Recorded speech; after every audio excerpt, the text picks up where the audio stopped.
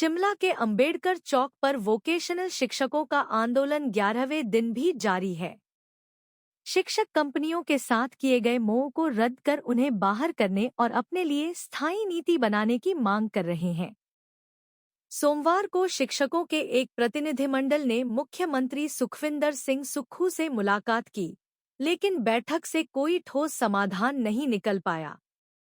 प्रदर्शनकारी शिक्षकों का कहना है कि जब तक सरकार उनकी मांगों को स्वीकार नहीं करती, तब तक उनका धरना जारी रहेगा। शिक्षकों ने आरोप लगाया है कि कुछ अधिकारी मुख्यमंत्री को वास्तविक हालात से भटका रहे हैं। बिल्कुल, इस बात में कोई दो राय नहीं है। कल हमारे पुलिस विभाग के लोग यहाँ पे आए हुए थे। उन्होंने कहा कि आपको अपनी परमिशंस जो हैं वो लेनी होंगी और आपको जो है ये धरना वगैरह आपका परमिशन नहीं है तो धरना स्थल आपको छोड़ना होगा।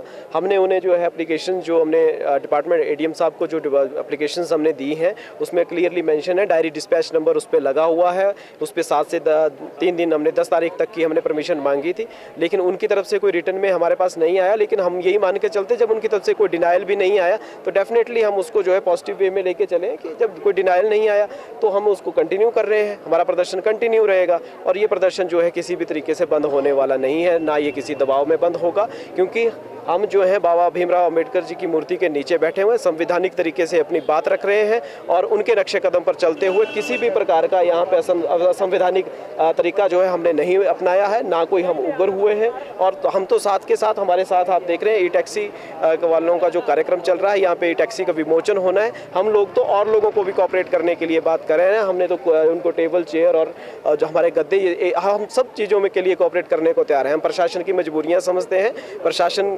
अधिकारियों की हम बात को समझते हैं कि वो उनका कहना अपनी जगह सही है, वो एक सीमित दायरे में बंधे हुए हैं, लेकिन हम भी अपनी तरफ से प्रयास कर रहे हैं कि किसी भी प्रकार की जो है कोई घटना घटित ना हो। हमारे लोग जो हैं डे नाइट धरना स्थल पे रहते हैं, हमारी व्हीकल्स यहाँ रहते हैं। पूरी तरीके से जो है प्रोटेक्शन जो है हम फीमेल वीटीज़ को भी दे रहे हैं, मेल वीटीज़ को भी दे रहे हैं। तो इस तरह से घबराने की ज़रूरत ना प्रशासन को है, सिर्फ गौर करने की ज़रूरत है। तो हमारी मांगों के ऊपर गौर करने की ज़रूरत है, जो कि बिल्कुल छोटी सी मांग है। अब व्यावसायिक शिक्षकों ने आर पार की लड़ाई का ऐलान कर दिया है।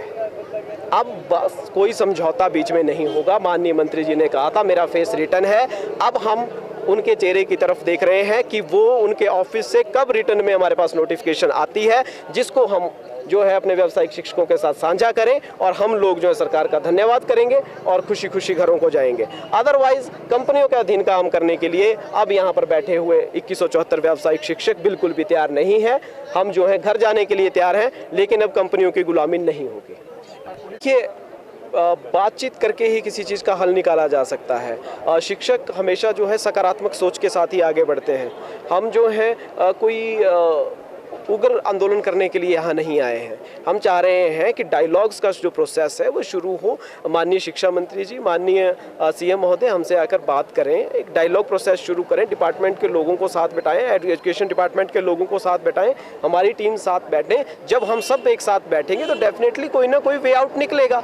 बातचीत ना करना, अपने लोगों के साथ नहीं मिलना और ये कह देना कि ये सेंटर का प्रोजेक्ट है, सेंटर की कंपनियाँ, उन चीज़ों से भी हम मानते हैं कि वो सही बात कही उन्होंने कि सेंटर का प्रोजेक्ट है, सेंटर की कंपनीज है।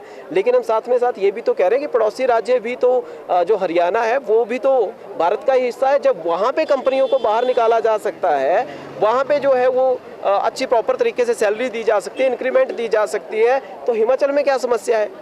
अब गुमराह करने की जहाँ तक हम बात करें विभागीय अधिकारियों द्वारा, तो आप लोग सोचिए कुछ ही दिन पहले एक स्टेटमेंट जो है वो न्यूज़पेपर में आता है कि हरियाणा की हालत बहुत बुरी है, हरियाणा में जो है वो लोगों को सैलरीज नहीं मिल रही हैं। और उसी चीज़ को देखते हुए वो न्यूज़ हरियाणा के हमारे जो व्यावसायिक शिक्षक साथी हैं वहाँ तक पहुँची। उसके बाद वहाँ के पदाधिकारी हमारे बीच में आते हैं और वो उसका खंडन करते हैं। वो बताते हैं कि हमारे हरियाणा में तो जो है वो स्टार्टअप योजना शुरू की गई है। जो व्यावसायिक शिक्षक हैं, शिक्षा ग्रहण करके जो छात्र जा रहे हैं, उसके लिए तो हरियाणा सरकार ने जो है वो स्टार्टअप योजना शुरू की है। वो तो 5 लाख रुपये पर व्यावसायिक शिक्षक वहाँ देने के लिए तैयार है, छात्रों को देने के लिए तैयार है। उनके सैलरीज में अभी इजाफा हुआ है, उसकी नोटिफिकेशन उन्होंने हमारे साथ दिखाई है।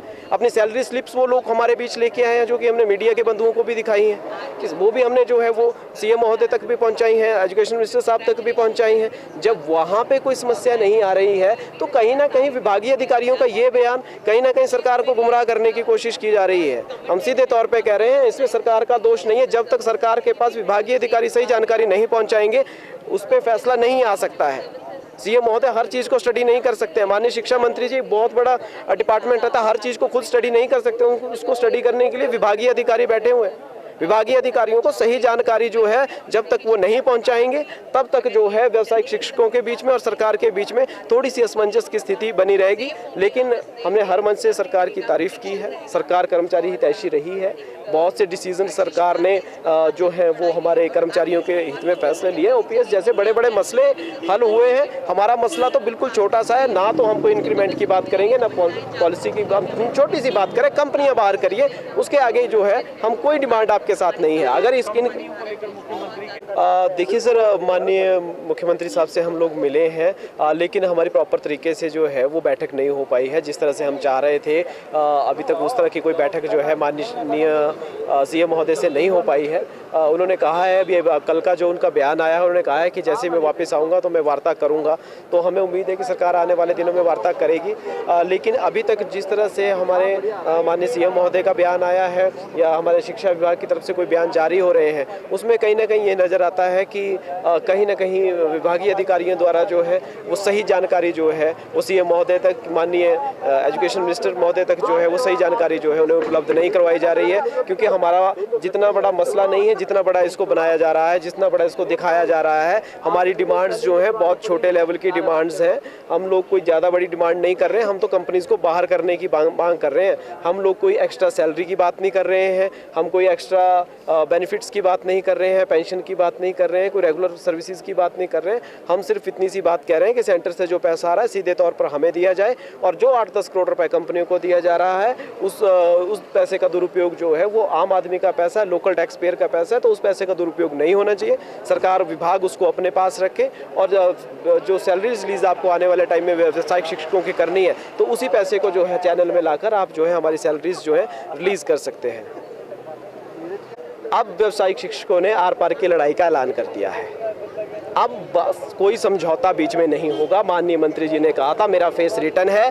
अब हम उनके चेहरे की तरफ देख रहे हैं कि वो उनके ऑफिस से कब रिटर्न में हमारे पास नोटिफिकेशन आती है, जिसको हम जो है अपने व्यावसायिक शिक्षकों के साथ साझा करें, और हम लोग जो है सरकार का धन्यवाद करेंगे और खुशी खुशी घरों को जाएंगे। अदरवाइज कंपनियों के अधीन काम करने के लिए अब यहाँ पर बैठे हुए 2174 व्यावसायिक शिक्षक बिल्कुल भी तैयार नहीं है। हम जो है घर जाने के लिए तैयार हैं, लेकिन अब कंपनियों की गुलामी नहीं होगी।